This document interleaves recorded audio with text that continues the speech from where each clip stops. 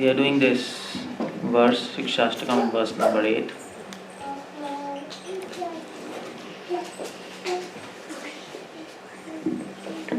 Can you see from there, back?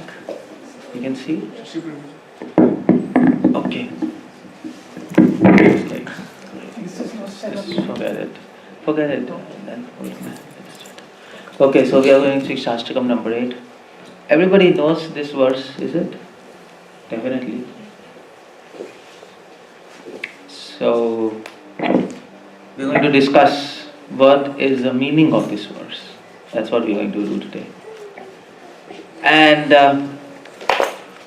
I want you to participate in this. That's a good idea. Is it? So let's not keep it as a monologue. We'll do it as a dialogue.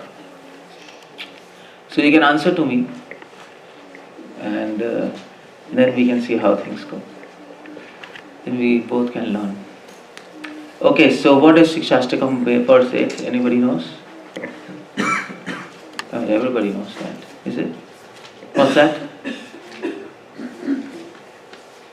Come on, nobody knows about 8 words? Yeah. 𝗙𝗪𝗶𝗶 पेनस्तु माम अदर्शनाम मर्मदाम करोतु वा यथा तथा वा विदधातु लम्पटो 𝗦𝗪 Here is the verse. And Lord Chaitanya, this is the final verse of Mahaprabhu's teaching. Final means the highest teaching of Lord Chaitanya. So it's got to be very deep. It has to be very deep. The message behind this verse. And what is the message? That's what I'm going to discuss with you, because this message is the essence of Gaudiya Vaishnava philosophy. If anybody asks you, what is our philosophy? This is a verse. But this verse is little easy to understand, but difficult to apply. And in fact realize. So there is, sometimes Krishna takes an interview with us. No?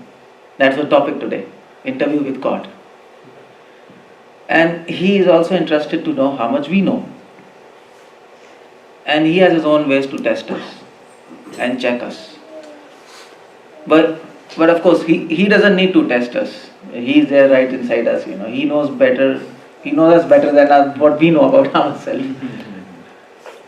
So, but at the same time, the only problem with humans is that they consider themselves more than what they are. And that is why He sometimes gives us tests to make us understand where we are. He doesn't need to know. But when He gives awards, He convinces us, see, you are 80%, so I am giving 80% award. So that you don't later blame Krishna. Krishna, why did you take me to spiritual world? I did everything. Well, if you think you did everything, so here's a test, and if you don't pass, then you will know, you lack somewhere. So that's the point. He will convince you how much you deserve. And you will not get 1.01% more or 0.01% less what you deserve. That's what Prabhupada always said. You can desire, but you get what you deserve. That's one thing. First deserve, then desire. That's what Prabhupada said. So let's see. There are some questions he wants to ask us. And he will give answers now, all of you. And we'll see what happens after that. So, but make it a point, this is just an interview. No, it's not a reality for us. It is an interview.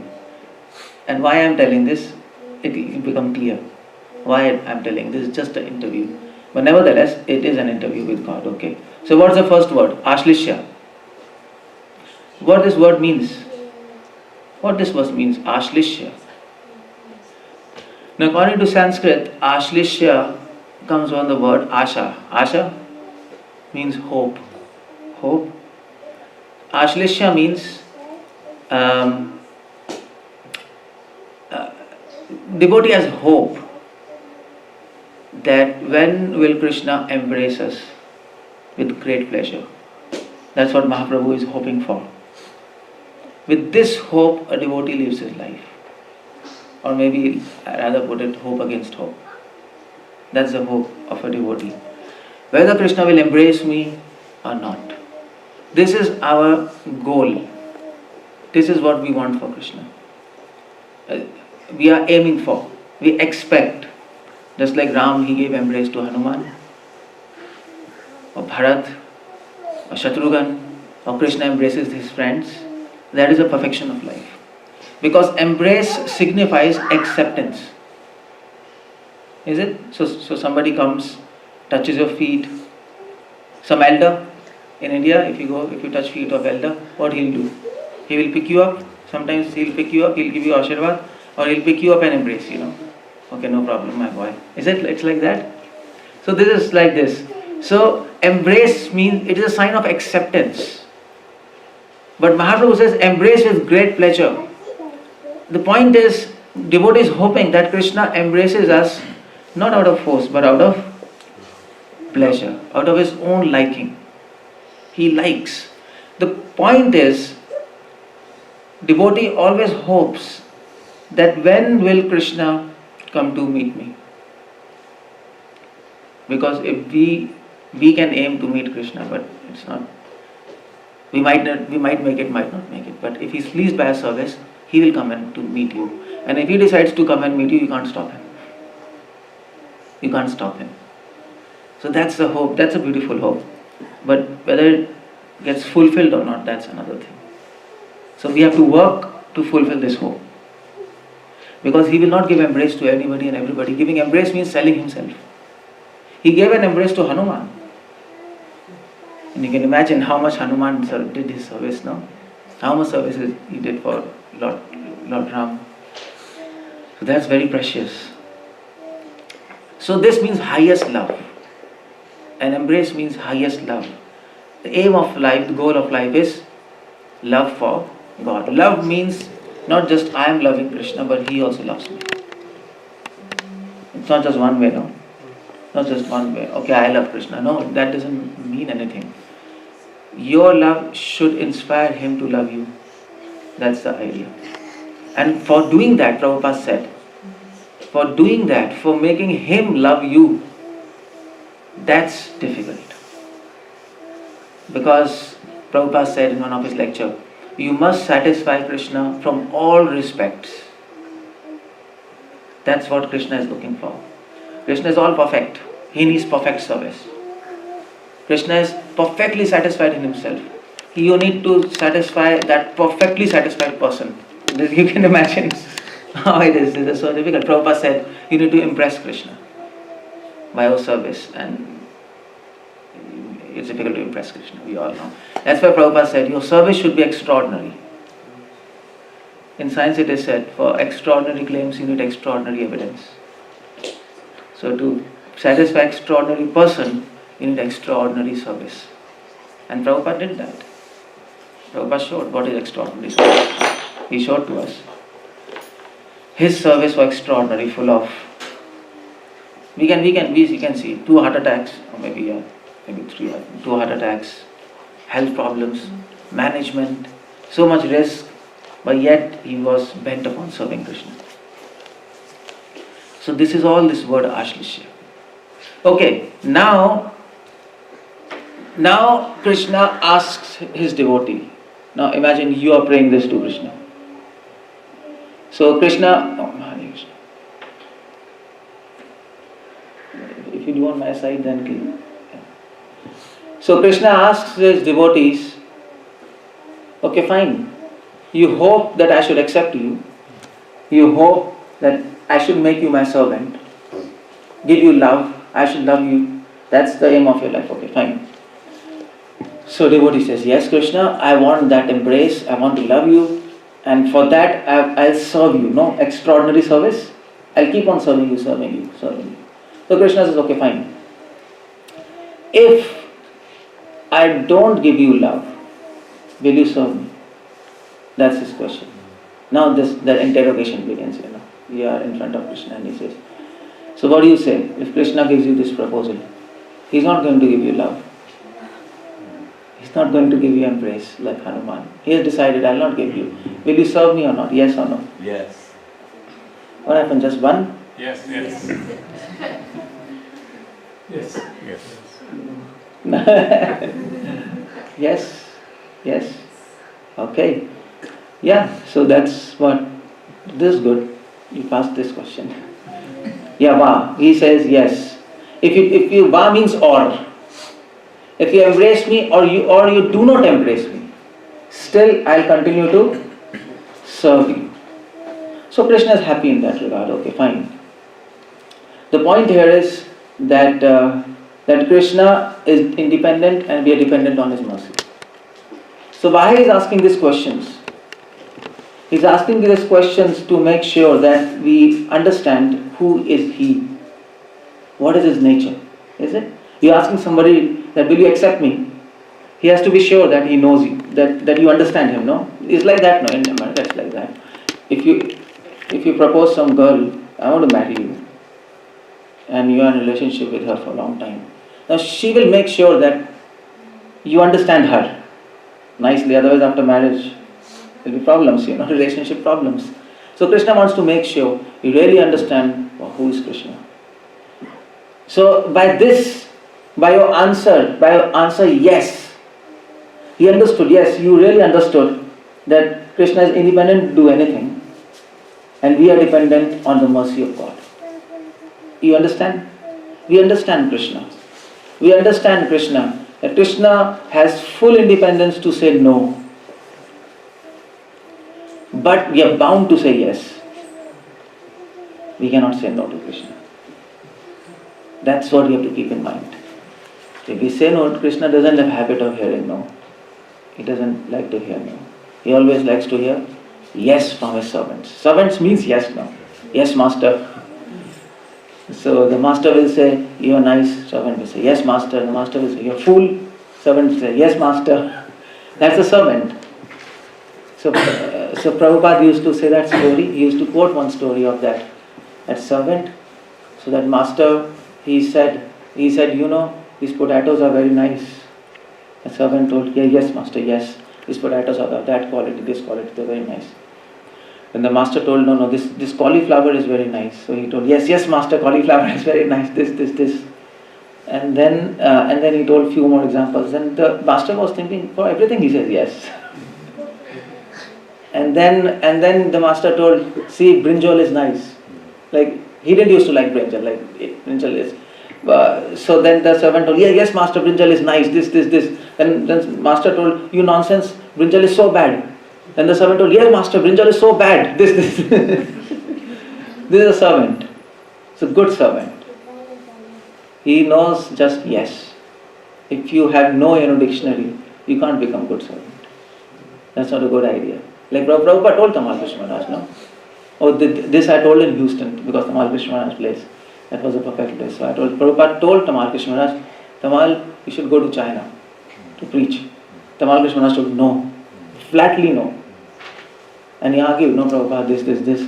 And then Prabhupada said, come on, you don't want to go to China, this, that. There was argument. Tamal Krishna Maharaj went outside and then he started weeping. Like he was thinking, I said no to Srila Prabhupada.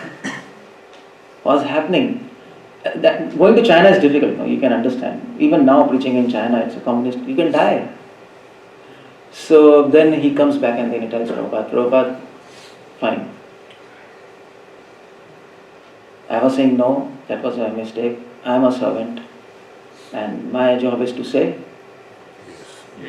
yes. He told yes and then he went to China. This is a servant. So this we understand from this word va, or, whether you accept me, embrace me or don't embrace me. What's after that? 𝗙𝗪𝗪𝗏 𝗙𝗪𝗪𝗏 𝗪𝗓𝗏 vinastuma. That's the word, no?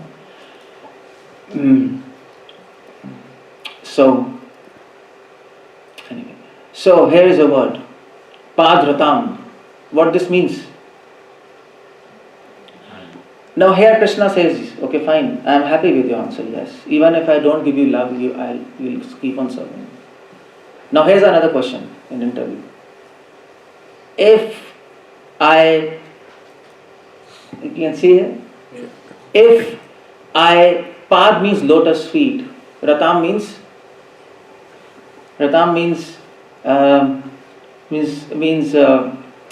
give you sufferings. Pad Ratam. Crush you by my feet. Ratam means stamp on you, give you sufferings. I kick you. That's the meaning. Pad Ratam. I kick you. So Krishna says, okay, fine. If I give you sufferings, will you keep on serving me? Now here it's not love. Krishna says, I'll not give you love. You said I'll serve you, that's okay. But now it is another proposal. Krishna says, I'll give you sufferings. Will you keep on serving me? No? Really no? Krishna says that. I'll plan sufferings for you. What do you say? Yes or no? Yes. Seriously? No. You should be careful. Krishna is hearing.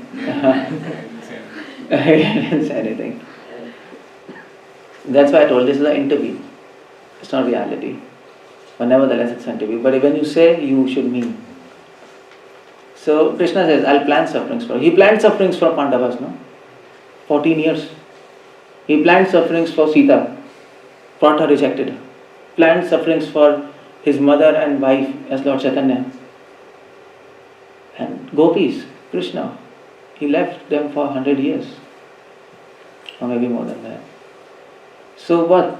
So that's the question. Okay, will you serve me? An ideal servant should say, yes. No problem. This is why he will say yes, in spite of getting all sufferings. Now you know that you serve him and he will give you sufferings. You know this. Still you will serve him. Why? Why? There has to be some understanding, no? What is your understanding to say yes? It's not a child's game, just you say yes. No, Krishna wants to know why you want to say yes. Who wants to serve a master who will plan suffering for him? It's a choice, you can leave him.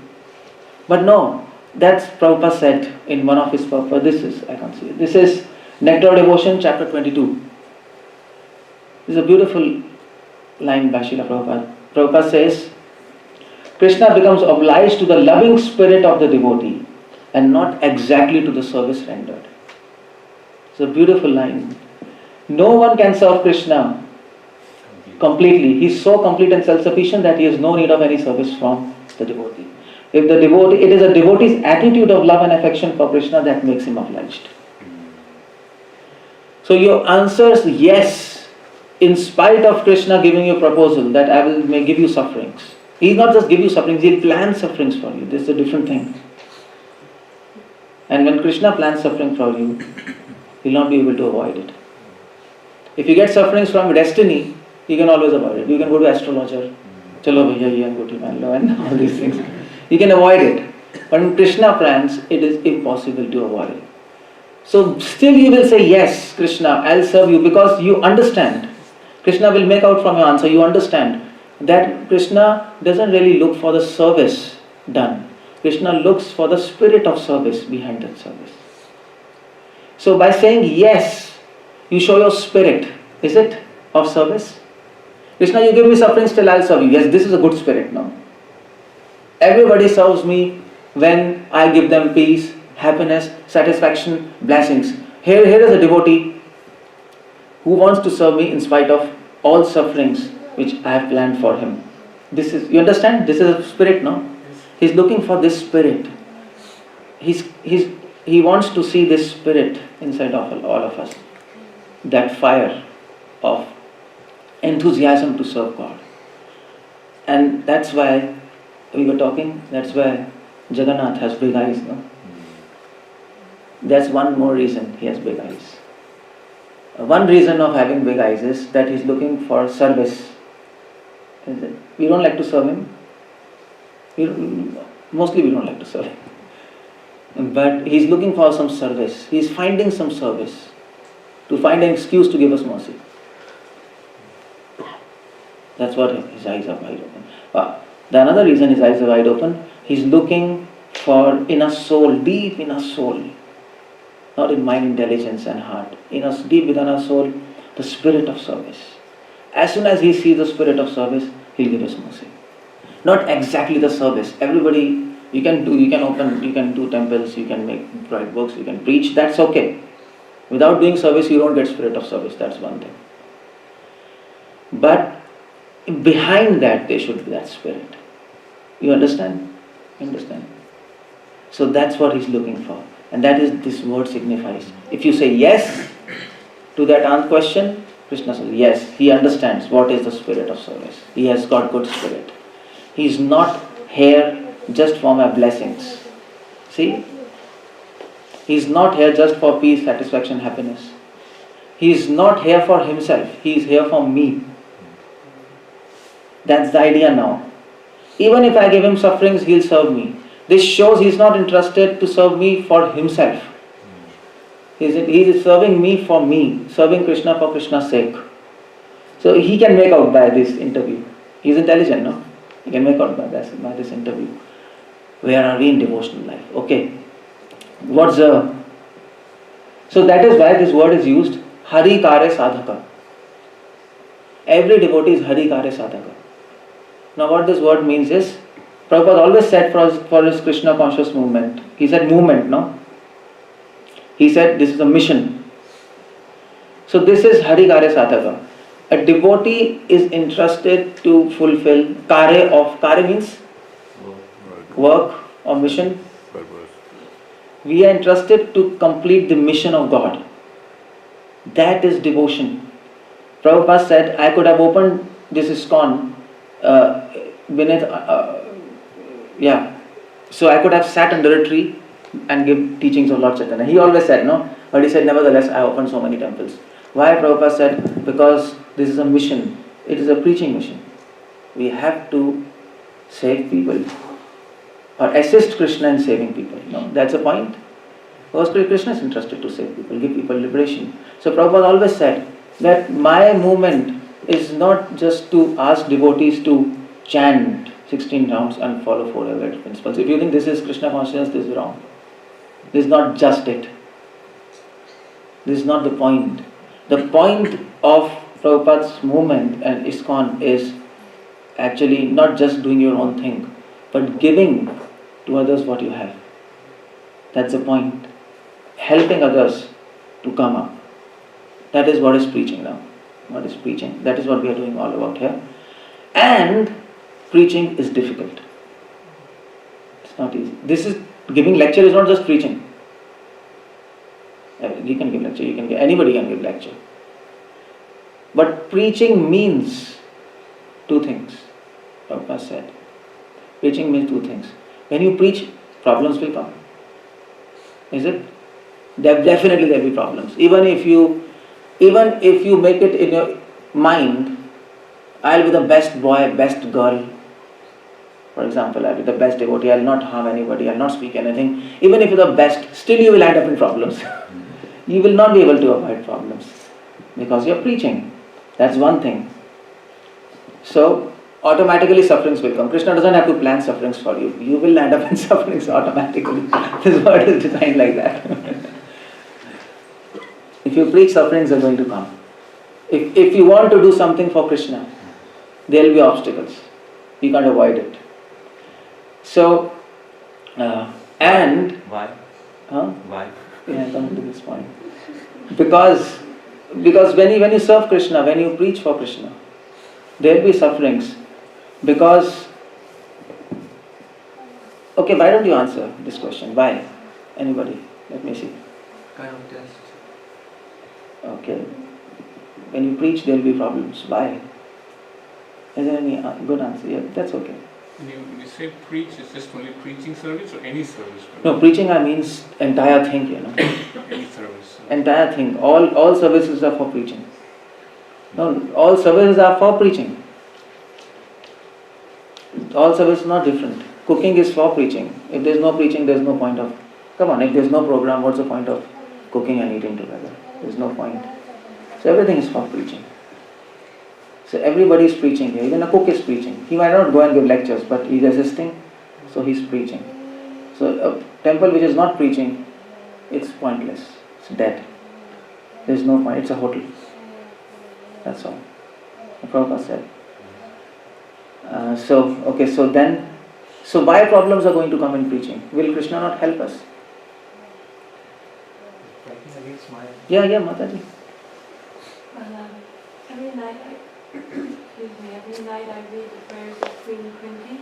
Oh yeah, okay. And every night I'm reading that final sloka. She's saying, so I'm inviting you to handle me roughly and prepare me so that I can go home. Yeah, good. Be with you. So Good. I'm thinking for purification. Yes. So that the spirit behind the activities is actually one of compassion and great love and mercy and forgiveness, those attributes for purification. I got your point, yeah.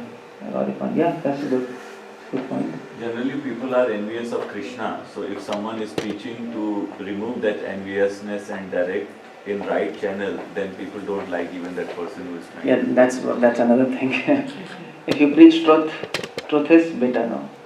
Fighting against Maya. It's difficult to establish truth. Yeah, you're fighting against Maya. That's one thing. So why problems are going to come in preaching? This is the word. Padratam. Krishna will allow problems to come. He can remove all problems. No? By omnipotency, he can remove all problems, but he will allow problems because preaching is fighting against illusion. Preaching means you have invited problems. You have declared war against Maya. Prabhupada says in Bhagavad Gita purport, it's a declaration of war against Maya. Prabhupada says preaching means taking all strategic points against illusion. And she's a strong enemy. Very strong enemy. And you say, come on, I oppose you. So you have to face the problems now. So you get problems. Now Krishna can always avoid that problems. He can solve all problems, but he will not do. Because he wants us to become purified. He wants us to become strong. That's the point. Suppose, so you have seen that boxing championship? Yeah. So when you train boxers, that coach will say, okay, fight. So there will be opponent, no? There will be opponent. And that opponent they'll be fighting and that opponent will box him and there will be blood. Coach will not do anything. He will just stand and he will just inspire. Fight, no? It's like that. He's like beating, blue and red he's coming. Why? Why is not helping him? Come on, you're my coach, you don't want to help me? No. What coach is doing? He's making him strong. He's allowing the opponent to beat him. He can stop, he can interfere. It's not a competition, it's just a preparation. He'll allow him to beat him. And probably behind the scenes he would have told that opponent, beat him nicely. Otherwise he'll lose the competition. Put your full energy. That's what Krishna says to Maya. Put your full energy. Just don't kill him. That's all. Don't do this. He'll die. Do anything you want with him. Put your full power. And let's see. And then we become strong. We become very strong to fight, to face Maya. And then when you're strong and you're prepared, then you're ready to fight the competition. What is the competition? Death. Then you can remember Krishna in death. Because if you get problems in preaching and you get disturbed, how will you remember Krishna at the time of death when your breath is not there? If you are getting disturbed by small things of this material world, how will you remember Krishna? There is such a big thing as death comes. It's impossible. You can stop your breathing, you'll forget all Hare Krishna. You try to do that. It's impossible. Nobody is going to do it. It's impossible. You'll just forget Hare Krishna. You'll just remember one thing. I want breath.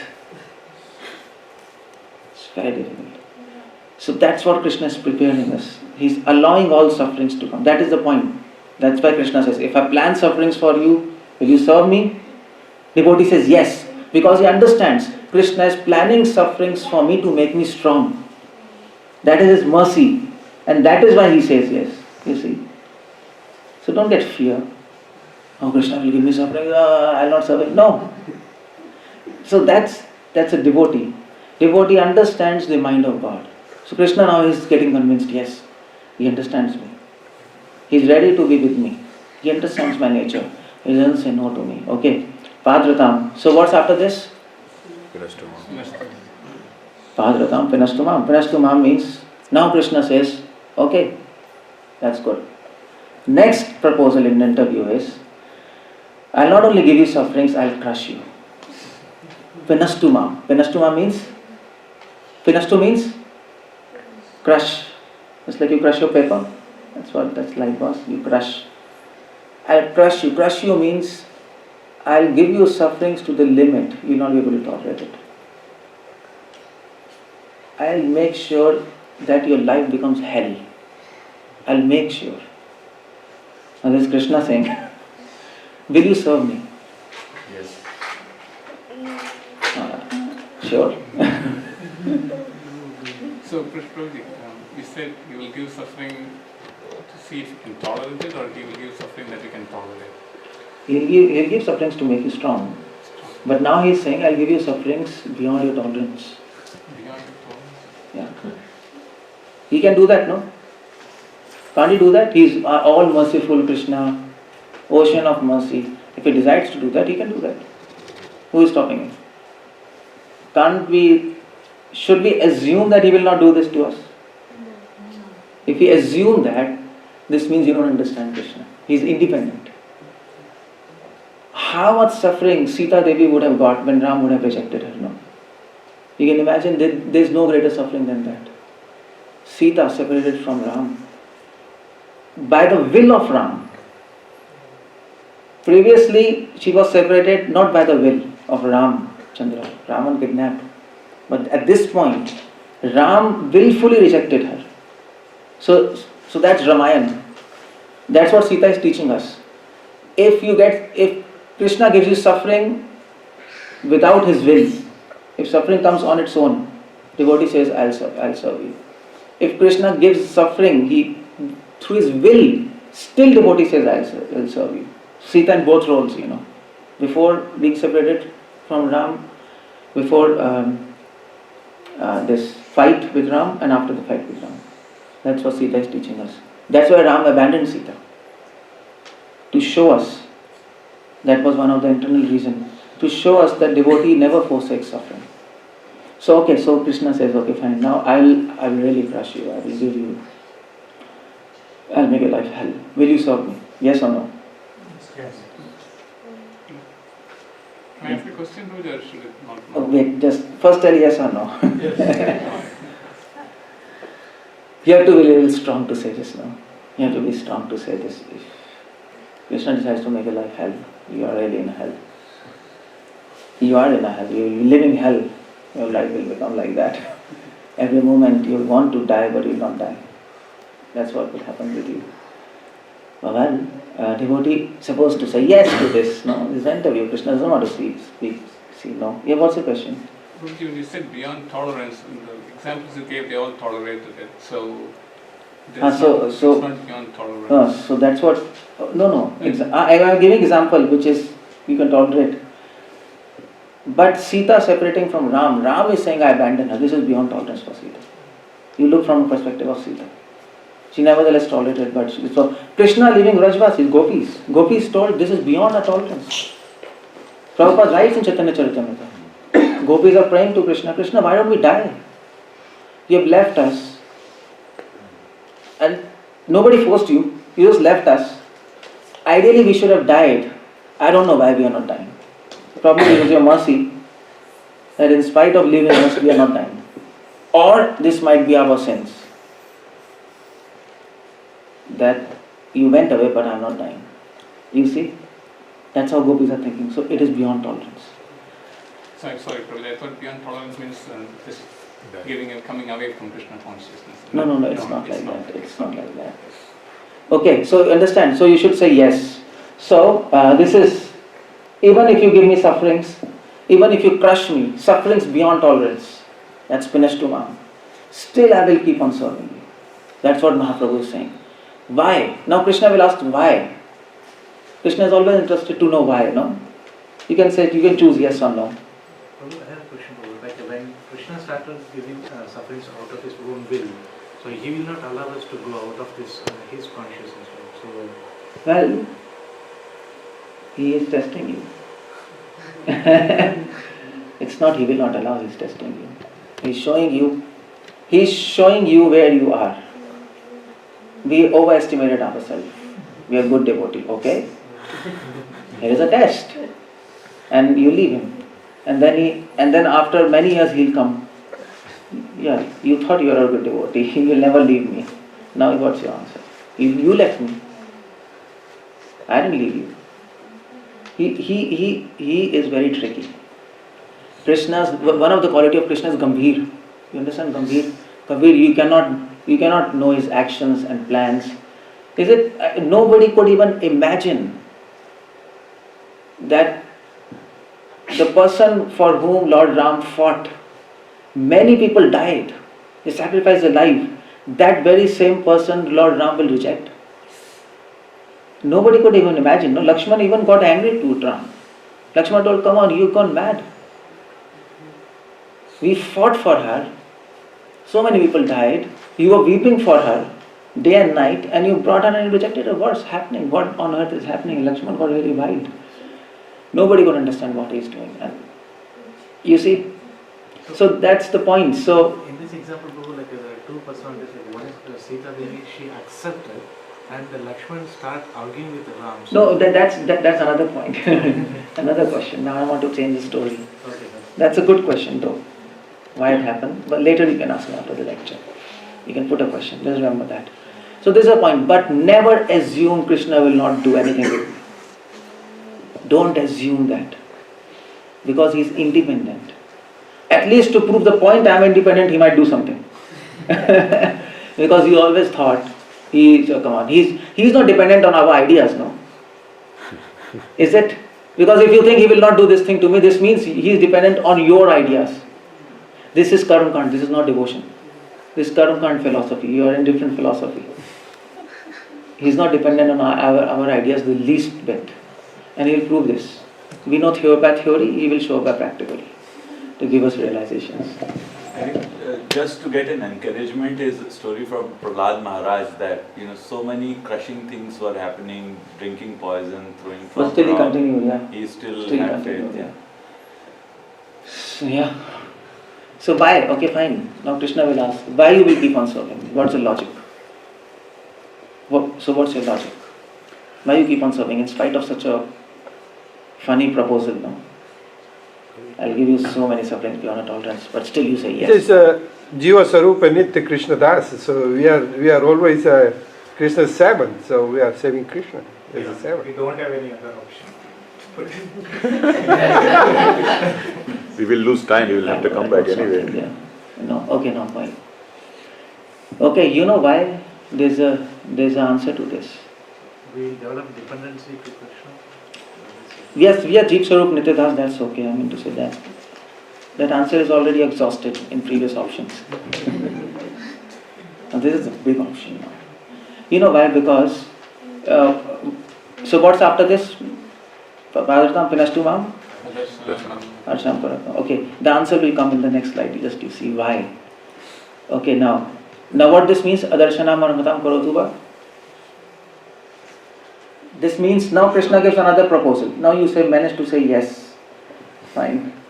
Now Krishna says, okay, fine. Now this interview is deeper and deeper now. Now Krishna says, fine, okay, fine. So now I have another proposal for you. Now I will not give you mercy, I will not give you sufferings, I will not do anything with you. I have nothing to do with you. That's my proposal. Adarshana means I will not be visible to you. So not yes, not no, nothing to do with you. I will not even talk to you for eternity. Will you serve me? You see, neglect is the greatest suffering. Is it? And that happens, That happens husband-wife. So wife is loving husband, it's nice. Wife is shouting, they both are fighting like cats and dogs, husband-wife. That's also good. But when you come home, wife is not talking to you. It's a torture, mental torture. You talk, what happened? No response. Can't you say anything? No response. It is a mental agony, you all know, you have to undergo this. And neglect is greatest amount of suffering. So Krishna says, I'll neglect you. Will you serve me? That's the final question. Will you serve me? I'll neglect you for eternity. You can keep on serving me. You can do everything. I'll not give you blessings. I'll not give you mercy. I'll not give you sufferings. I'll not talk to you. Nothing doing with you. I'll always remain a picture for you. Not more than that. You can put flowers. You can do diya. I am a picture for you. I will always be deity for you. Nothing more than that. You will not be able to perceive me in that deity. You will not be able to perceive me in holy name. You will not be able to perceive me anywhere. And nevertheless, you have to serve me. Yes or no? Yes, so painful. No, that's a real question. Most of us will say yes now, but reality, we will not be able to do it. It's impossible to come to this platform. It's almost impossible until unless we really understand why we say yes. Now the question is, Krishna asks why? Why you are saying yes? I crush you and neglect you, still you say yes to serve me. You see the point, the spirit of service? He's checking the spirit, whether we really understand Krishna or not. Now, why do we say yes? And the devotee says, now here this Prabhupada translates, even if you break my heart, still I will keep on serving you. Just like this example is there of Brahma. Brahma stole the boys of Krishna, no? Is it? Cows and boys? What happened? By not being By not being there, I think that's a wrong mistake there. Okay, so Brahma stole the cows and boys, and then Brahma returned back them to Krishna, and then Brahma prayed to Krishna. Is it? 10th canto, 14th chapter, these prayers. And then Krishna never endorsed his prayers. He didn't say anything, nothing. And Brahma was wondering what happened. He can smile, he can say yes, nothing. Go back to job. Yeah. And Brahma finished his prayers, and then he could figure out no response. He just did parikrama and went back. And when he went back, he started doing austerities. We all know. He did austerities for thousands of years in Mayapur, in Godrum Dweep. And there, after many thousands of years, he got darshan of Lord Chaitanya.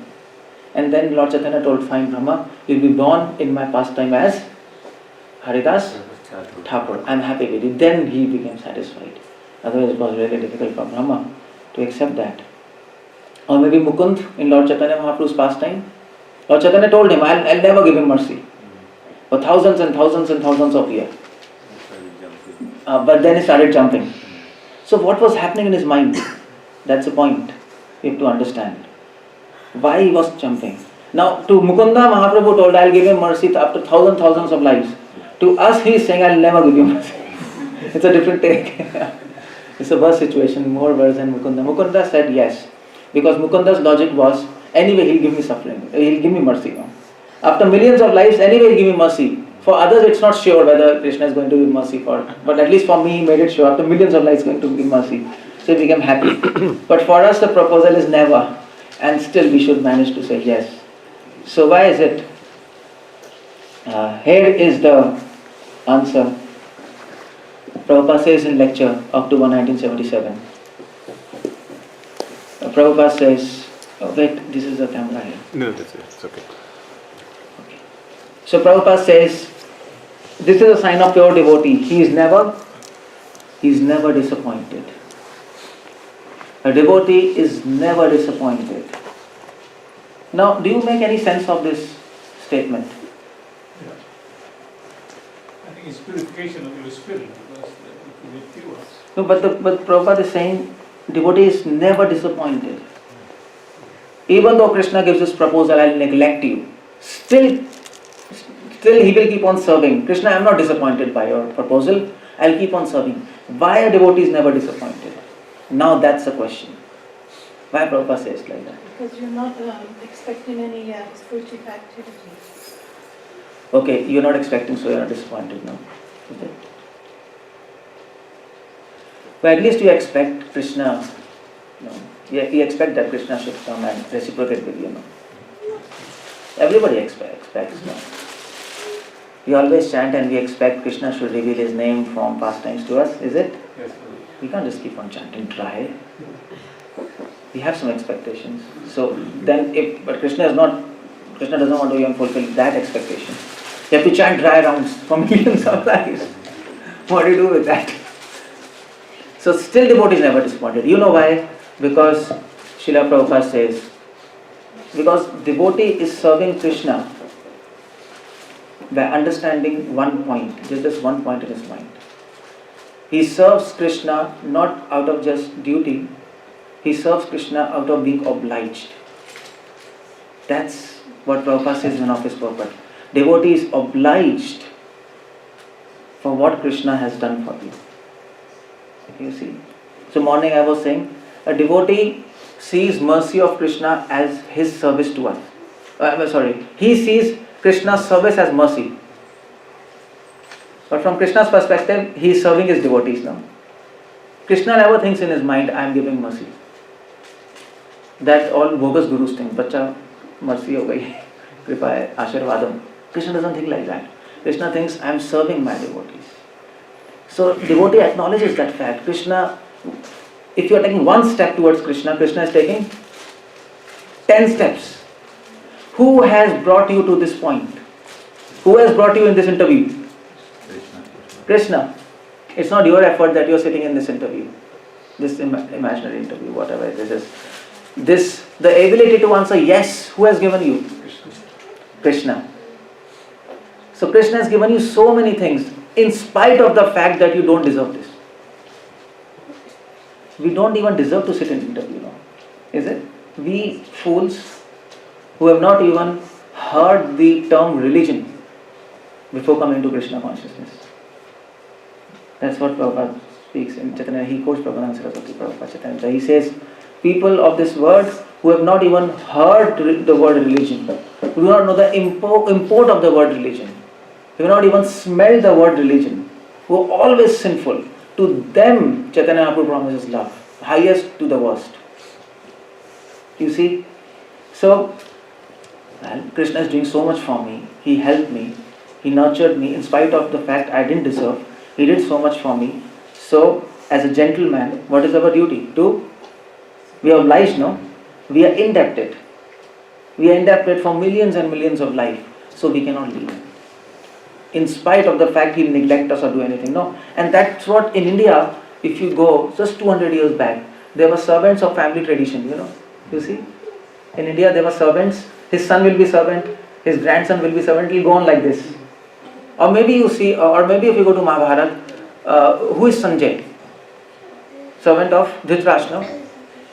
And all these servants, they knew that whatever master is going to do with me, still I must serve, because they are obliged, because they take care of them, no? But of course that's a very, very superficial example. This is, with Krishna it's a different thing. Krishna has been serving us millions of lives, even if we didn't serve him. You see? We were not devotees before, but we were living. By whose mercy we were living? Krishna. Krishna is super soul. He is giving us all capacity to see, to talk. Our heart is beating. He gave us life, He gave us water, everything, even in spite of not asking Him, even in spite of the fact that we are envious of Him. Such a master, you cannot leave suffering. You cannot leave serving Him. It's impossible if you are a gentleman. But in Prabhupada's language, if you are asking, then you can do anything you want. That's another thing. So that is called. We serve Him to reciprocate with His mercy. That's the idea. And His mercy surpasses all our service. We can serve Him millions and millions of lives, still will not be able to reciprocate with His mercy. It's impossible. We cannot repay Him. Although Krishna likes to think that I cannot repay my devotees, but that's not a fact. Devotee cannot repay Him. And the point is, the more you serve Him, the more indebted you become to Him. Is it? You might think, I can repay my debt of His mercy to me by serving Him. Is it? He's giving me mercy, I am serving Him. But actually it becomes opposite. The more you serve Him, the more indebted you become. Because why? Why is like that? Because the opportunity to serve is also given by Krishna. So the more debt comes, so you can't repay His debt. It's impossible. That is the point which inspires a devotee to serve Him, in spite of all these dangerous proposals. I'll neglect you, still Krishna. I am obliged to you. Yes. Yes, Prabhu, he said, we are serving Krishna for the mercy. Is No. that not a desire? No, we are not serving Krishna for mercy. You said We are that. serving Krishna by we are obliged that he is giving mercy. So it doesn't come as a desire? I mean, Desire- that can turn into a desire, right? But desire should be there now. Yes. We can't be free of desire. But our desire is not to get mercy. Our desire is to reciprocate with that mercy. He is giving us mercy. We acknowledge that fact, and we are gentlemen, and we are obliged to serve him. That's all. He has already given us enough mercy to keep us working for millions of lives. He has already given us, even if he doesn't give us more mercy. We can't do anything with that. We are obliged for that. That is called reciprocation. That is called reciprocation. So here is a point. Now I asked Dev Swami. Okay, so Krishna gives mercy. Krishna is already giving us mercy to repay the debt. We serve him now. And when we serve him, he gives us more mercy without asking us, because he doesn't want to take, and he doesn't want to keep a debt of service on him. No, he always repays it. Okay, so he gives us mercy. Then we serve him more. Then he gives us mercy. Then he serves him more. Then he gives us mercy. This thing goes on. We serve him. He gives mercy to repay the debt. We serve him to repay the debt. He gives mercy to repay the debt. Then we serve him to repay the debt. So the question is, who wins? Devotee. Devotee, or how many sacred people Krishna? Mother Yashoda finally bounded Krishna. Revolve. Who wins? Both of them or none of them? Okay, so the answer is not Krishna, the answer is not devotees. The answer is none of them. That's also not the answer. The answer is? Answer is not also both of them. The answer is none of all these things. Because to get an answer, who wins, the game should end. And the game doesn't end. It keeps on going. It is spiritual world now. Pratipadam purnamrita swadhanam. Pratipadam purnam. Anandam buddhivardhanam. Keeps on increasing. This competition keeps on going. It keeps on infinite. So nobody wins, nobody loses. It's just like that. It keeps on going. That's adarshana mam karmatam kurutu. Okay. So here is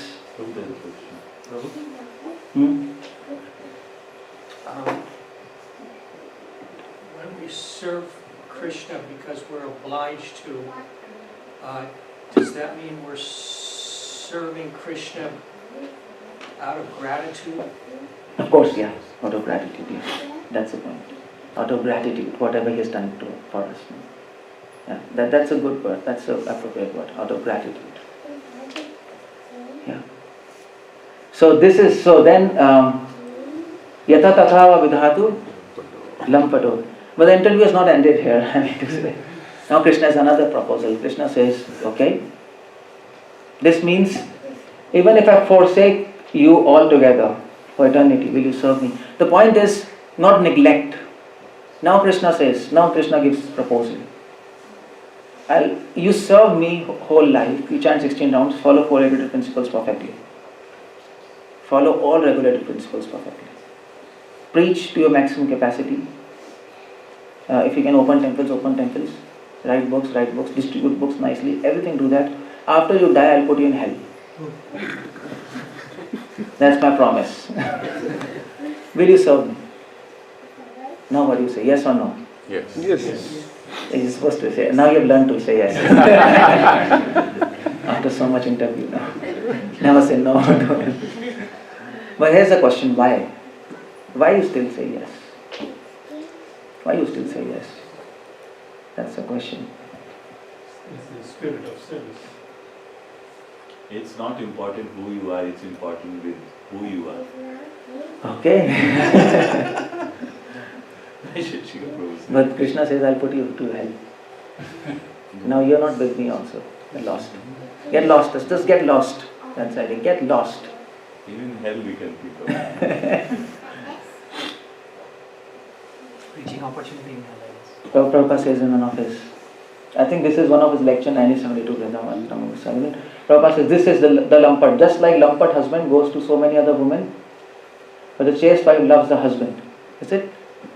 Never mind. So similarly, we have to become so chaste, so honorable, just to stick to the lotus feet of Krishna. That is Krishna conscious movement. The point is, a chaste wife will never leave a husband, no? Even if husband is doing all kind of nonsense things. At least in India, it was like that. No?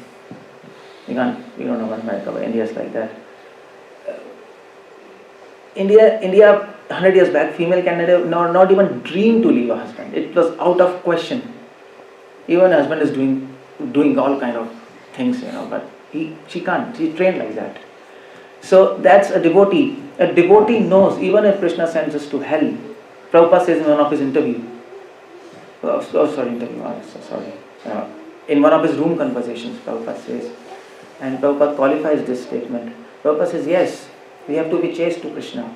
The point is that a devotee knows that anyway, my position is in hell only.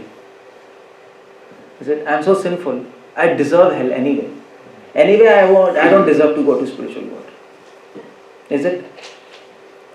So Prabhupada says, so anyway, my place is in hell. It will be extraordinary mercy of Krishna to take us back for this small amount of service, whatever we are serving. So, what's the point of disappointment? So, okay, fine, Krishna, we accept your proposal. Let me be in hell, but nevertheless, I'll keep on serving you. That's the point. Krishna wants to see how much chaste you are to him. How much chaste. And chastity is born of what? Why those people are very chaste previously? What's the point? What's going in the head? Faith.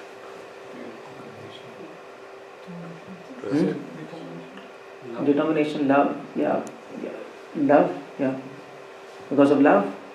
Chastity is born of one concept, just one concept. Faith.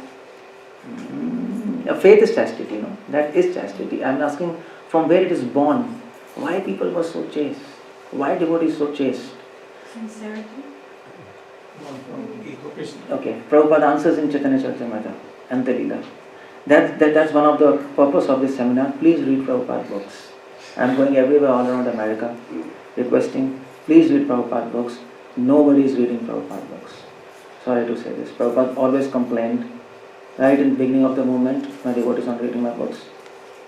Right at the end of his movement, 76, he said, devotees are distributing my books but not reading. Sorry. If you read, you will distribute double. That's one thing. If you don't read, you will distribute something. And Prabhupada's still that legacy of that statement continues, Nobody reads Prabhupada books. How many of you have read Chaitanya Charitamrita? How many? Full? No, Okay, good, something. Nice. Anybody else read Chaitanya Charitamrita? Full? Some of them, yeah.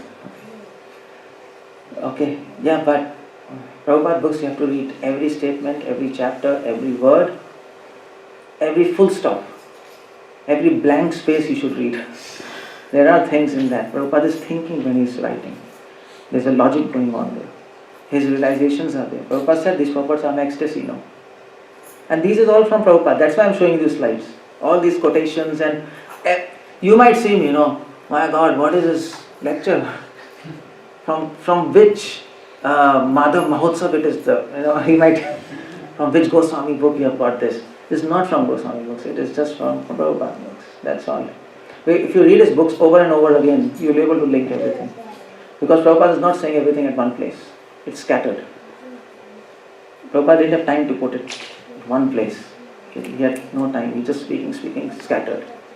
So this is the point. So Prabhupada says in Chaitanya Charitamrita Ante Leela, why a devotee is chaste to Krishna? Because a devotee knows that Tumhara sevaya jata hoy dukh, sei to parama sukh. This is what is quoted by Lord Chaitanya, and Prabhupada explains there. The unhappiness, the miseries in the service of Lord, that is the extreme happiness of a devotee. That is a treasure of devotee. Seva sukha dukha parama sampada. The wealth of a devotee is the problems and sufferings and miseries when he serves his beloved. That's the wealth. That from there chastity comes. Chastity is born of the idea that my beloved becomes happy. Even if I serve, if in my suffering he finds happiness, that suffering is my happiness. You understand? Chastity is born of this single idea. This is the idea of Lord Chaitanya. This is in Chaitanya Charitamrita Leela, last chapter, 20th chapter, 20th, 19th chapter. This example is quoted by Radharani. Lord Chaitanya is quoting in the morning Radharani. Prabhupada explains that. If you can understand this point, you have understood everything. You have understood the philosophy of Lord Chaitanya. So, if Krishna finds happiness in giving me suffering, that suffering is not suffering, that is happiness. That is happiness. And that is why anybody who had been chaste, any point of time in the history, they understood this concept. And that is why when Krishna proposes, I'll put you in hell, you will say yes. Why? Yes, because if Krishna is happy to put us in hell, that hell is no longer suffering for us, that hell is happiness for us. Because in our suffering, if he says, I'll put you in hell, definitely he should have some plan. He doesn't say anything like that. No, he's not a stupid guy. Just speaking. We know he's having some plan. And the plan is for our benefit, that plan will make him happy. Okay, Krishna, if you're happy with this proposal, that suffering is my happiness. I will accept that suffering of hell as my supreme happiness, as my supreme wealth. That is the idea behind this proposal. Now Krishna is happy. You see, so you should know why you say yes. It's not just speaking matter of yes. Because if you don't know why you say yes, you are not an advanced devotee. That's what Prabhupada defines. Neophyte, Madhyamadikari, Uttamadikari. Neophyte is a person who has faith. Madhyamadikari is a person who has strong faith. Uttamadikari is a person whose faith is backed up by knowledge. Shastra Nipuna. This word is used in Chaitanya Charitamrita. He's expert in knowledge of scriptures. Expert in knowledge of scripture doesn't mean he's crammed everything. That means he knows why he's doing what he's doing. He understands. Maybe by reading scriptures or by the dint of his own realization. And Krishna will give you. And that's the answer. Now Krishna becomes very happy. And then afterwards, what's that? Okay, here it is. Anyway, before that, this is one lecture, 1973, Prabhupada says in one of his lectures. Prabhupada says, Krishna may not come. I may not see Krishna for thousands and thousands of life. I may rot in hellish condition of life, many births. That doesn't matter. Still I cannot give up Krishna. Consciousness. What is this? This is required. I may be sent to hell, heaven. Doesn't matter. What qualification have I got that I want to see back home, back to Godhead? I was talking about this. It is not so easy thing. So why should I be sorry for that? I should be happy even in hell simply by thinking of Krishna. That is wanted, that is wanted, that is Krishna consciousness. Why Prabhupada is speaking like this? The logic behind is Prabhupada understands. Krishna is happy in that plan. This suffering is our greatest happiness. Greatest happiness. This is Prabhupada quoting from one of his lectures. And what is this? Mat prananadu saiva. What that means? So that's what devotee has to say finally. Now you pass the interview. If you manage to say yes to everything. But you will not pass interview if you don't know the reason. But I have told you the reason now. You will not pass anybody. It's not a multiple choice, yes, no. It's an essay competition. So you got the interview. And you will be asked this interview when you die. He's not going to let you spiritual words so easily. He's not going to do that. Either he'll test you in this life, all these concepts, or if he doesn't do that, at the time of death, there will be an interview. Okay, these are the questions. So you should take this class and cram it, and then you should be able to say yes and give the reasons. And then he'll pass that interview. Okay, good. He'll pass. So that's why we're giving this class now. You don't get confused in that interview. Unnecessarily fail, you come back here. So,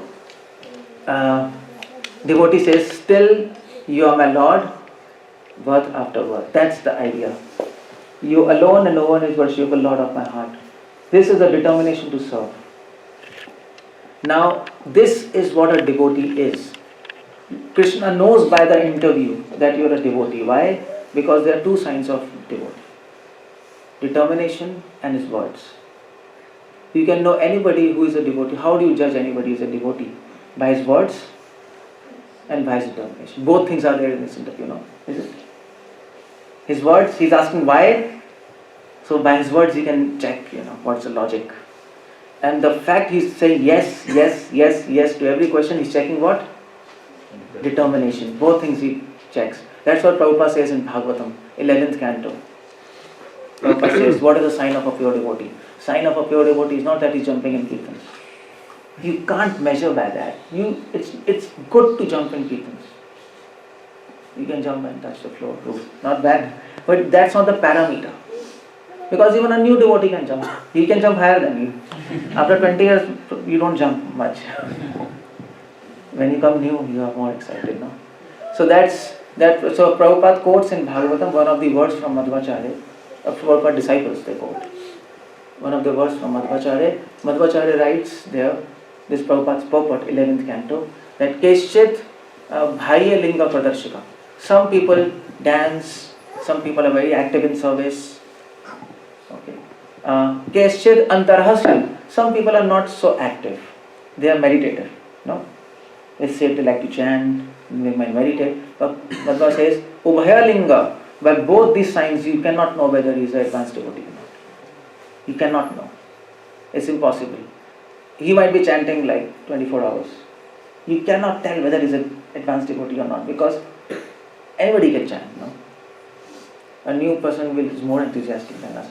Anybody can dance. This is good to do that. But this is not the parameter. You understand? I'm not saying don't dance in kirtans. Don't do active service. Don't chant your rounds. That's not the point. Point is, if you want to know yourself, whether I am advancing or not, this is not how you have to judge. There are just two signs you should know. But two signs, whether you are advancing or not, whether any other person is devotee or not. Two objective signs. You have to talk to him. His words will tell you. His words, his logics, his understanding of Krishna consciousness. By that you can know whether he is advanced or not. And his determination. Determination to say yes. In spite of all problems, all sufferings that you can see in his life. What's happening. Then you can say he's advanced. Like Prabhupada. In spite of all problems, he said yes. To each situation I'll keep on suffering. Heart attacks, Prabhupada said yes, I'll serve you. America cold, Prabhupada said yes. His all things got lost, Prabhupada said yes, I'll serve you. No help for 1 year. Absolutely no help. Prabhupada crashed, his health crashed, he got brain infection. Still Prabhupada said yes, I'll serve you. ISKCON was planning to throw Prabhupada out of ISKCON. Right in initial days. They planned, we'll throw Prabhupada out. That's what they planned in their immaturity. Still Prabhupada said, yes, I will serve you, Krishna. No problem, I'll solve this problem. He solved that. Prabhupada always said yes, yes. So that's why we praise Prabhupada. No? We know Prabhupada as Prabhupada because of seeing his determination and his lectures, his words. His words are so potent, his books. So we appreciate till now. That's the two things we appreciate Prabhupada for. No?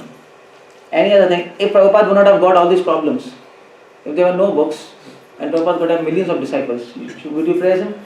That's any other guru, no? But the fact we praise him is because of this. And that is why also Krishna gives us suffering to help us to make us determined. We get the capacity to speak yes, and also to glorify us. So people can recognize, yes, he's a devotee, no? That is how anybody can know that you're a devotee. Because if you glorify Krishna, Krishna is interested to glorify you. If you glorify Krishna, Krishna will say, I will show to the entire world, you are my devotee. How he does that? By showing people that you're determined in spite of all the negative situations. That's the point. So that is why devotee says, these are two symptoms. This interview helps Krishna to know these two things. If you want to know anybody, how it advances, if you want to know you advancing, please see these two things. Don't judge yourself by any other thing. That's all. The determination or the spirit of service. I talked about spirit of service. And your knowledge. So, that's a devotee. Devotee's vision is fixed on service. His senses are fixed in renunciation. And his heart is fixed in feelings for the Lord. When all three come together, then Krishna becomes happy. Then Krishna becomes happy. That's what is this interview all about. So how do you understand? How do you pass this interview? Who gives the power? Hare Krishna, Hare Krishna, Krishna Krishna, Hare Hare, Hare Ram, Ram Ram, Hare Hare. This is the power with us. If you chant nicely, if you read Prabhupada books, you will pass this interview one day. And we'll go back to spiritual world. Hare Krishna, Srila Prabhupada ki Jai. Thank you very much. But I want to make a point here now. Yes? Like the thing is like the last step in love is But I want to make a statement point here. This was an interview. And if you pass this interview, then things change. No. Krishna might not give you all these sufferings. Krishna might not crush you. Krishna might not neglect you. But this is an interview, no? Interview is very hard, is it? And he takes this interview, tests you. But Prabhupada says, once you come to Krishna, once you manage to speak yes to all these things, then Prabhupada says magic begins. So once you enter the company, then you get bonus, no? Is it? And perks, so many things. Things change. So Krishna will test you all these things by small, giving you small samples of sufferings or whatever. He has his own ideas. And once you manage to say yes, you're determined, then Krishna will give all mercy. He will guide you properly. He will give you enthusiasm. And no more sufferings. But you have to manage, you have to say yes to all these things. And then He will start taking care of you. That's Hare Krishna. So that is this last one. So this is my site. You can see? You can see this? Yes. I have to change this color. This is puredevotee.com. No, just keep it. That's okay. puredevotee.com. This is English site. I put many of my lectures here. You can always log on this. Simple name, Pure Devotee. So they are lectures. And the second is Hindi site, Bhakti News. That's Hindi lectures. So you can always go and log on to that and see that. Because one lecture, I said so many things. It needs time to assimilate these things. And in fact, other lectures I am showing how Prabhupada books have all these points, or many other points Prabhupada books have. Okay, any question now? I'll stop now. Anyway, we were just discussing all along. So, yeah. I have a question about that. Today's topic very much relates to the story of 𝗪𝗪𝗀𝗪𝗃. Oh yeah, he also got, you're right. That's in Bhagavatam, yeah. Right. So okay, fine. Any other questions? Otherwise we'll stop. We have a few questions. Few, okay. What's the first question? First is, you said in the beginning, Krishna is, we need to make Krishna lovers. My understanding, We need to make Krishna lovers. We need to make Krishna lovers. Huh. But my understanding is Krishna already loves us. We need to love him. And he says this in Gita many places. Krishna loves us, but the point is the quality of love is always different. A king loves his subjects. A king loves his wife. There's a difference between that love. So Krishna loves us. Krishna loves even all people around the world, even non-devotees. Yes. So what do you say? If Krishna loves all of them, then they don't need to do anything. No, they need to love him back. They need to love him back. But at the same time, the quality of love is different for devotees and them. So love has no end. Make Krishna imperfect. You say that Krishna is being partial. Prabhupada says Krishna is partial. Prabhupada says in his purport. Krishna says in Gita, I am impartial. No, Prabhupada says in the purport, read the purport. Prabhupada says Krishna is partial, and Krishna says because Krishna is partial, it is not imperfectness, that is love. That is not dushan, that is bhushan. That is a sign of love. That's what Prabhupada argues there. He is not impartial. And that is Mahaprabhu's philosophy. Because in love, there is partiality. There is no point of love if you don't show partiality. So that's the philosophy there. So Krishna loves even non-devotees, but that love is different. That love is full of mercy, not exactly love. That is merciful love. King to his subjects, I love you, mercy. The king loves his queen, that is a different mercy. That is different love. That is not, there's no mercy, concept of mercy in that, no? Between queen and the king. It is intimate love. Similarly, Krishna loves all of us, we are trying to serve him. But Krishna loves advanced devotees more. That is more intimate. And gopis, the highest love. We all know that the levels, Krishna loves 𝗪𝗲𝗪𝗀𝗪𝗲, 𝗪𝗲𝗪𝗀𝗪𝗀 more. So we are targeting for that love. We want him, we want that love, that Vrindavan love. That's the highest. That's our whole philosophy. Then you said that it's very difficult to satisfy Krishna. Prabhupada said, I didn't say. Sorry. No, Prabhupada says, it is very, and I showed you, it's very difficult to satisfy Krishna. Prabhupada also says it's very easy to satisfy Krishna. So that's a contradiction. You should solve this. No, We have to solve this. No, my understanding is it's easy because No. Krishna is... Prabhupada also said it's difficult. Yeah, I showed you and Prabhupada says it's easy. Example, so we have like Putna. She is not there to serve Krishna. So that's a question for you. How Prabhupada is making contradictory statements? That's a question for you to figure out. So that's a good question. We all think it's easy to satisfy Krishna. Prabhupada says, and Prabhupada one side he says it's very difficult to satisfy Krishna. What Prabhupada is doing? He's contradicting himself. So what's the answer for that? Now you have trapped yourself. So this is a counter question. So what's the answer? What do you say? Why does Prabhupada say both things? This is Prabhupada's books. If you read Prabhupada's books, there's so many things you will understand. Contradictions are good because contradictions help us to understand a new concept. No? So here is a contradiction. It's very easy to understand Krishna. Some place this Prabhupada says very difficult to understand. Very, very difficult to satisfy Krishna. Who can satisfy Krishna? Who can go back to Godhead? No? He says. So, and for somebody Prabhupada says it's so easy to go back to Godhead. I have the back door key. Prabhupada says no. But then that in quotation Prabhupada says, you don't even deserve to go back to Godhead. So what's happening? Why this contradiction? What's your answer?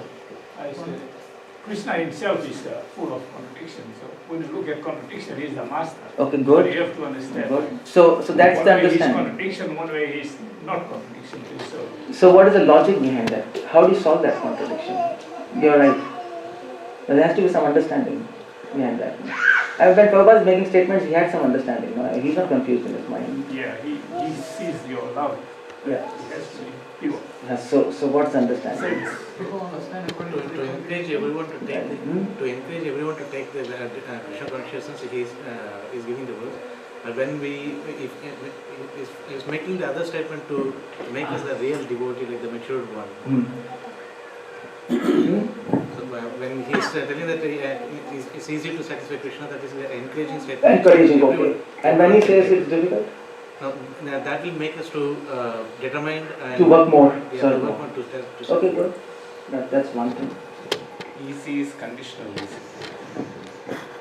Yeah. You give me one answer which will satisfy both questions. Not two different answers will satisfy these questions separately. You see? So we have not solved the contradiction. So then the destination is making the difference. You understand what I am saying? There's a difference. But your answer is, I accept, but it doesn't solve the contradiction. Because I need one answer which is answer to both questions, not two separate answers. When he sees this, he needs this, when he says this. Yeah. But your answer is, your insight is okay, nice. We accept. And essentially, coming to an understanding that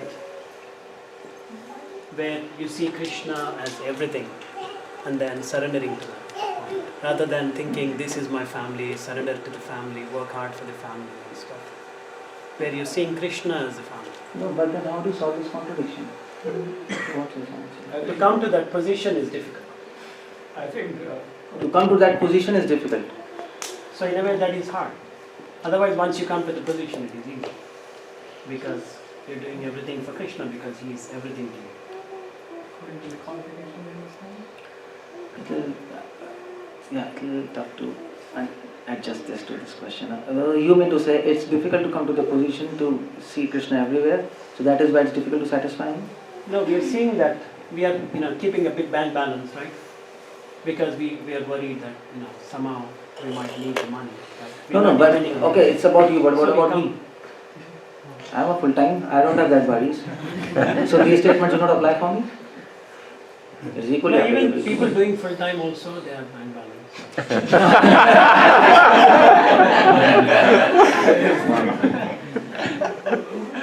You don't need bank balance. I have 2 dhotis. My clothes are not washed today. I have to wear this. I have just 3 dhotis and 1 bag. That's how I came to America with that. Some books. That's all. I'm not. So to come to that stage is difficult. My point is, the question is, it's difficult to satisfy Krishna. At the same time, it's easy to satisfy Krishna. How do you handle that contradiction? It's not coming to the point, you see. It's not coming exactly to the point. You have to hit the nail. Based on the global purpose, like if we... Wait, you lost the chance now. Afterwards. First go ahead. Qualification. What that? According to the qualification, everybody understands what Krishna is saying.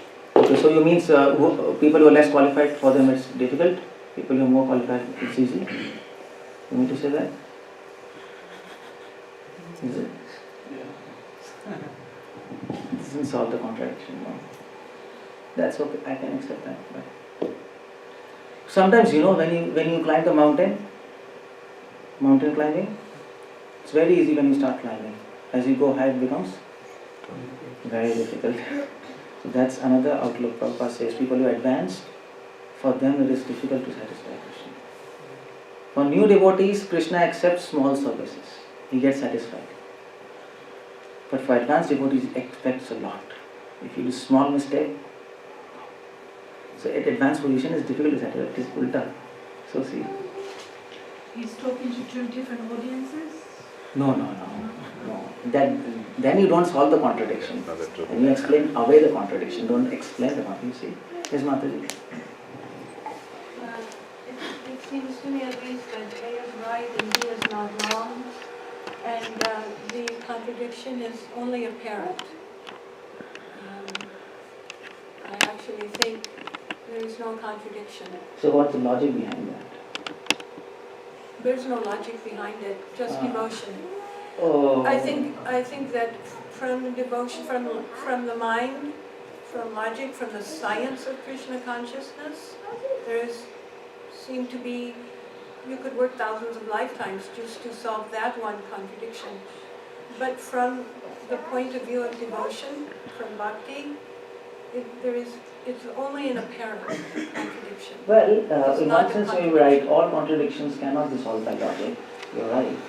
But this contradiction, Prabhupada gives answer himself. Well, that if you're seeking for a particular answer from Prabhupada is one thing, but then that's fine. But I think ultimately speaking, it is not solvable by the mind, and Prabhupada probably did solve it through devotion. Of course. If we read his answer, of course. we got to it. So that's what I'm encouraging you all. Please read Prabhupada's books. That's why I'm encouraging. Read Prabhupada's books. Without Prabhupada, you will not be able to give answers. That's my point. That you're right. Prabhupada's realizations, they are very deep, perfect. We need his books. We need his words. So Prabhupada says, when Prabhupada says the answer, Prabhupada says yes. Somebody asked this question to Prabhupada. Sometimes you say easy, sometimes difficult. Every people have asked this question, like all in room conversations. Prabhupada says yes. So devotee says contradiction. Prabhupada said this contradiction for you. Because you can't figure out answer, you are not advanced, you don't have realization. Then Prabhupada says, yes, it is difficult and easy. From our perspective, it is difficult to satisfy Krishna. From Krishna's perspective, it is very easy. Because from our perspective, devotion is impossible. It is impossible to attain Krishna from our perspective. But from Krishna's perspective, he can make impossible possible. This is how we handle that contradiction. Both are correct. Both are correct. It's when devotee thinks about himself, he thinks, my God, it's so difficult to satisfy Krishna. Who am I?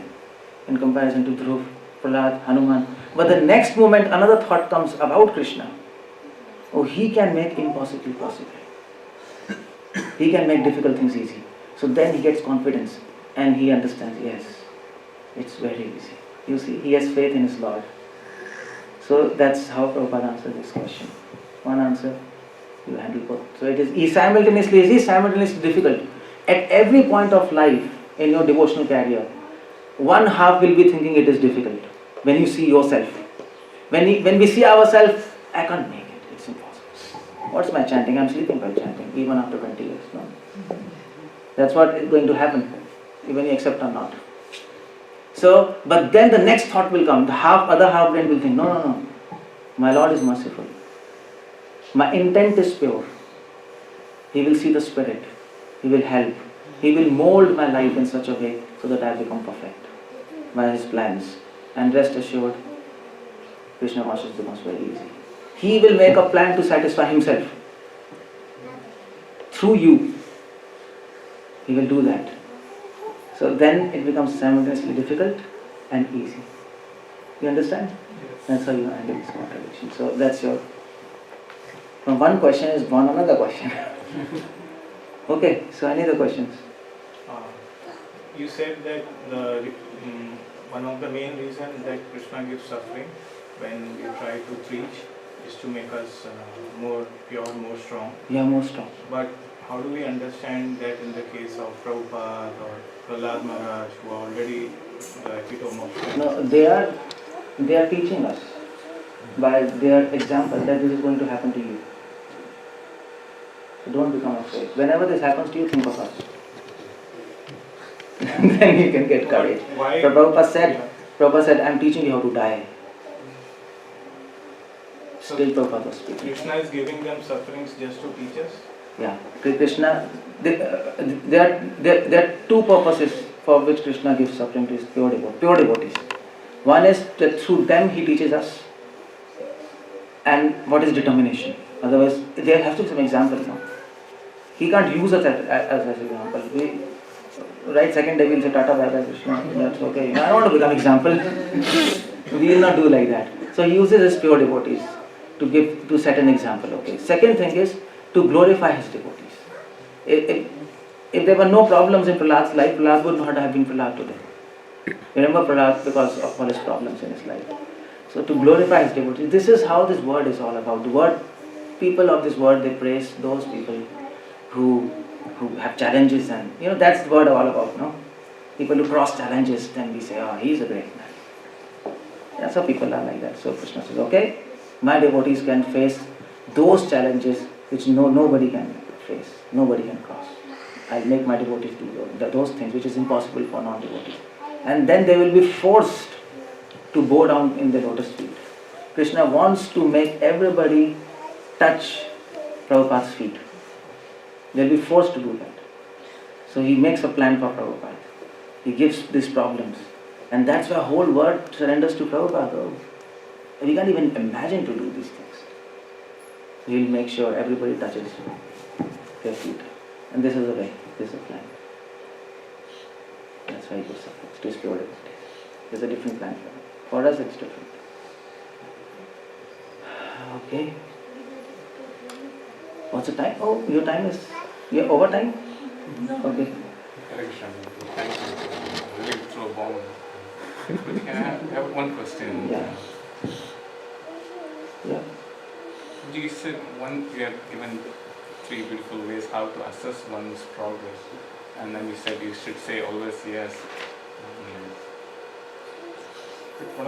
I've been contemplating, one of the difficult things is to assess. The points are very beautiful, but at my level in the beginning, I don't know, when some challenges come, how far you can believe and that you can do that, or sometimes it feels like you're arrogant when you think you can take it, and as if I can believe I have much devotion, but then I really don't have. So they say you have to take a leap. Sometimes they say if you take a leap and have faith, then you are arrogant too. So how do you balance that? No, there are these two symptoms. First of all, determination and your words. So you check your knowledge. If you have realizations, if you have knowledge, you are advancing. In spite of all difficulties, your mind is not disturbed. For that you have to be true to yourself. That's one thing. That's why Prabhupada says, Prabhupada says you don't need a certificate in Krishna consciousness. No. So that's the point. If we are true to ourselves, we can know whether I am disturbed or not, in spite of all disturbances. If that's the situation, definitely we are advancing. So these are some two symptoms by which you can know, external symptoms that I am advancing. Then the internal symptoms. And we were talking today, what's that verse? Shraddhavan Bhashyam Samyukta Tamamata Yoginamapi Sarvesham Madgadar Antaratmana Shraddhavan Bhashyamam Samyukta Tamamata. These are two external signs. And there are internal signs to check. So okay, if external signs you get confused. Now you might think I have so much knowledge. I have. And I am determined. But then you have to check, go inside. And inside there are three symptoms. Yoginamapi Sarvesham Madgater Antaratmana. The first thing you have to see, check. Madgater Antaratmana. Whether you have a tendency to take or give Krishna. That's one thing. Whether you want from Krishna or you want to give to Krishna. Generally the desire is to take. Give mercy, give satisfaction, give peace, give prasad, give this, give this, give this, give this. You have to check what your heart says. Whether you want to give life, your soul, your intelligence to Krishna or not. Shraddhavan, you have to check whether you can check your knowledge about scriptures by answering contradictions. If you can handle contradictions, Prabhupada says a pure devotee can handle contradictions by the dint of his realization. By theoretical knowledge you can answer common questions. Contradictions you cannot answer without realization. You see? So that is why the Prabhupada books gives you contradictions, and if you can answer them, then it means you have got realization. That's why contradiction, that's why Krishna is contradictory. That's why Krishna says, if you can understand me, Janma Karma Cha Divyam, then you come back to me. Because to understand Krishna, you have to understand his contradictory qualities. To figure out his contradictory qualities, you need to have realizations. Theoretical knowledge will not help you. So that's the second thing. That's how you check your knowledge, by understanding whether I can answer contradictions or not. And third is bhajate. Bhajate means, Prabhupada gives in this purport the meaning of bhajate, the need of service.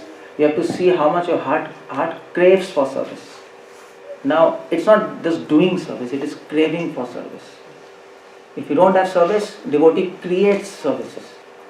But he will not sit empty. Service over, finished. No, that's not a devotee. Devotee craves for service. His desire to serve crosses his service. You see, the amount of service he is doing, he thinks is nothing. Like Prabhupada preached all over the planet, and then Prabhupada was weeping. So devotee asked Prabhupada, what happened? You preached all over the planet 14 times, you went all over, or 11 times. So you went. Still you are weeping. Prabhupada says, yes. This entire universe. What about that? I was weeping that. And once Prabhupada was standing on mat, I think New York somewhere, and he was weeping. Devotees asked one servant, he asked Prabhupada, what happened? Prabhupada said, you see that ant? She's not become a devotee. That is Prabhupada. Prabhupada is not just Prabhupada. That is Prabhupada. That is his mood. And that's what he's trying to help us understand. Your desire to serve must exceed your service. That is the third symptom. And if you can find all the subjective symptoms and objective symptoms, then you can know you're advancing. You can check.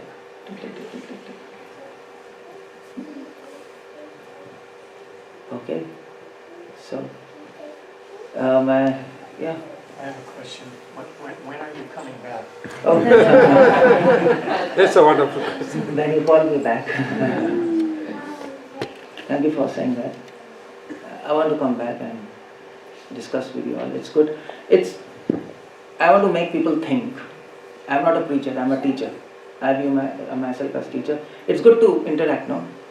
Because I get bored, when I am only speaking, everybody's hearing. I simply get bored. I don't like that. And it's good you give answers. I make you learn, and I learn from you.